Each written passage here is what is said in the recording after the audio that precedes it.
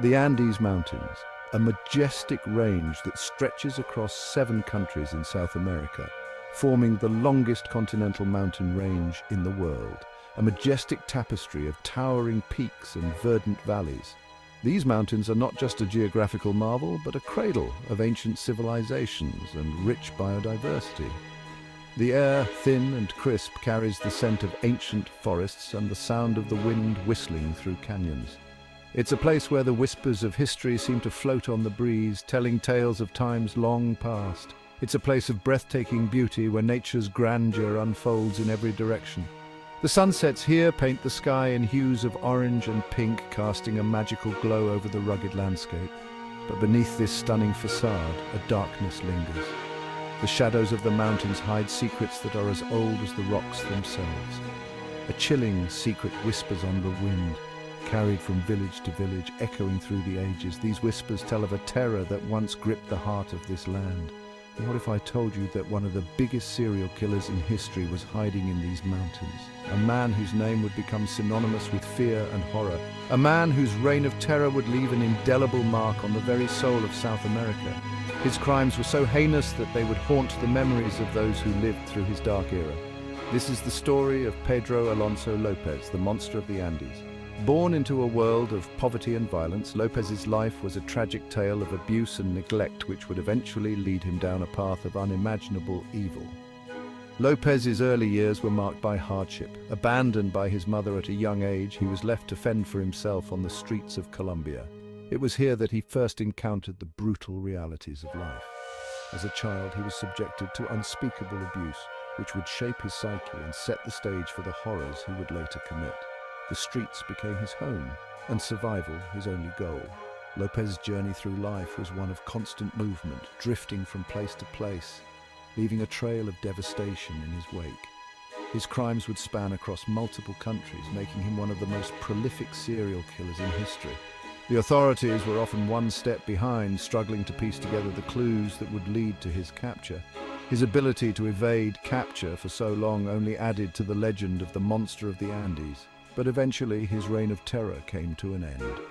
Captured and brought to justice, López's story serves as a chilling reminder of the darkness that can lurk behind even the most beautiful of facades.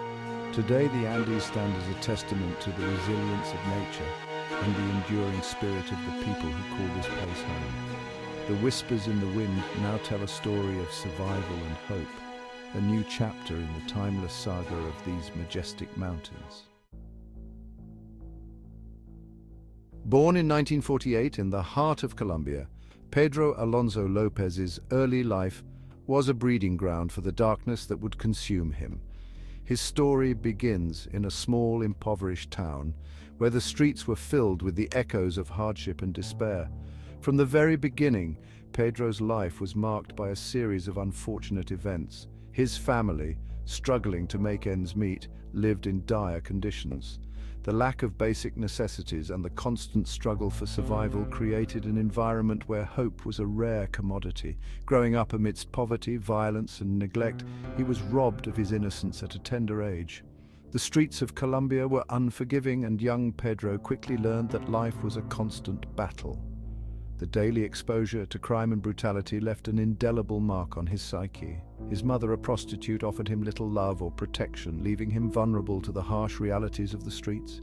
She was often absent, preoccupied with her own struggles, and Pedro was left to fend for himself. The lack of parental guidance and affection created a void in his heart. He witnessed brutality firsthand, his young mind scarred by experiences that would shape him into a monster. The violence he saw was not just physical but also emotional, as he endured the pain of abandonment and neglect. These early experiences planted the seeds of anger and resentment deep within him.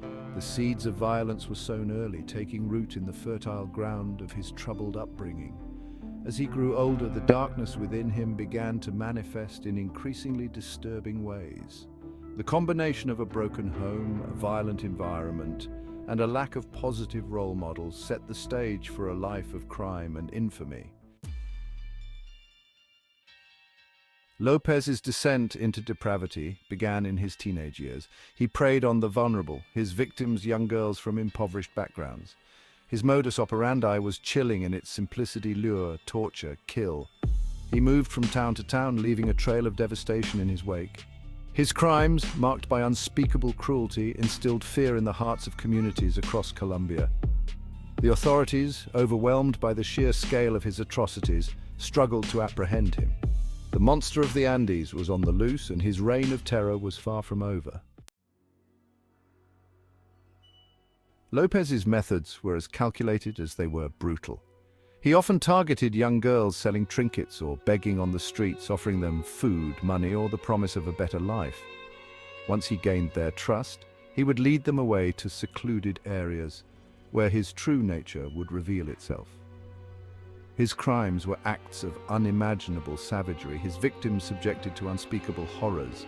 Before he finally took their lives, he seemed to relish in their fear, his own humanity extinguished by the darkness that consumed him. Section 5. Justice, elusive and fleeting.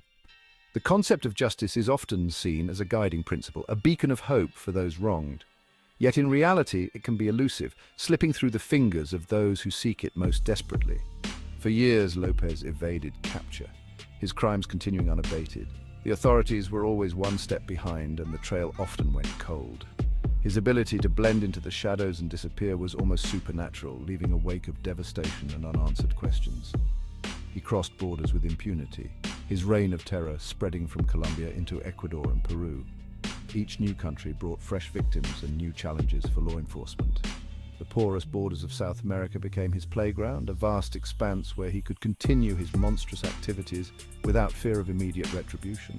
However, his luck finally ran out in 1980 when he was apprehended by villagers in Ecuador after a failed kidnapping attempt. The villagers, who had grown increasingly suspicious of the stranger in their midst, banded together to stop him. Their bravery and quick thinking led to his capture, a rare moment of triumph in a long and dark saga.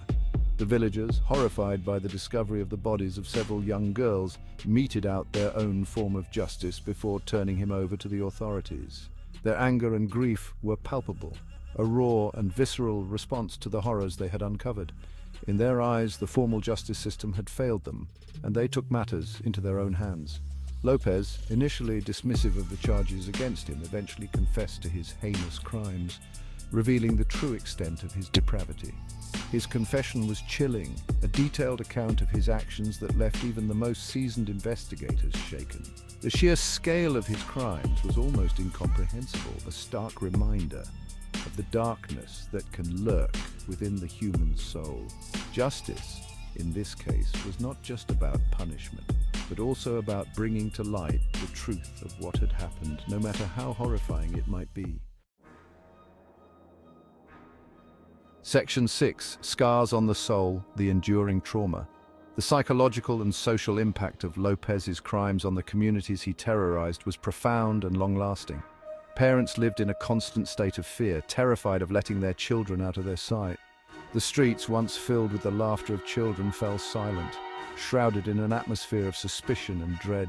The wounds inflicted by López's reign of terror ran deep, leaving behind a legacy of trauma that would take generations to heal.